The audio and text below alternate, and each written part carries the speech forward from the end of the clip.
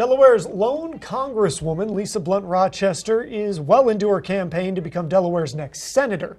If elected, she'll make history as Delaware's first female and first senator of color. I had an exclusive sit-down with Lisa Blunt Rochester. In our interview, the Congresswoman says in this political climate, the first state and Sussex County in particular are key to what she calls her plan to grow the middle class.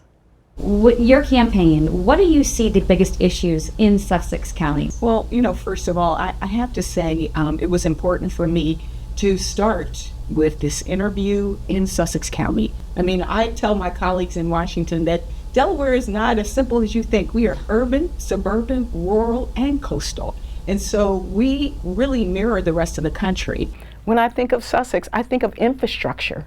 Just the growth and the dynamism of the folks that are coming here. We've got to make sure that we have roads and bridges, resilient beaches, but also make sure that there's access to broadband internet. You mentioned all the people who are moving here, and part of your plan, which really interested me, said you'll lower rent by speeding up housing production and increasing the housing supply. So this would specifically be for affordable housing, like we just saw in Lewis, that Dutchman's Harvest that's going to build certain units. So this wouldn't just open up the floodgates for developers to build $800,000 houses. No, the reality is, folks that can build an $800,000 house can afford an $800,000 house. But what we've seen is that it's the school teacher, it's the nurses. I've even talked to BB Hospital about how it's got to be public-private partnerships to build affordable housing, so that some call it workforce housing. One part of your plan, which I thought was really interesting for Sussex County, was about your bipartisan farm bill. Could you tell me a little bit more about that? Right now, people are struggling to put food on the table, and I just met with a group of small businesses. One owned a restaurant, and she said people were complaining, the cost of food on your menu is so high. She said, have you gone grocery shopping? She's using the same, to get her products. We also have issues like food deserts, and so creating those opportunities to fill those gaps, but also supporting our farmers.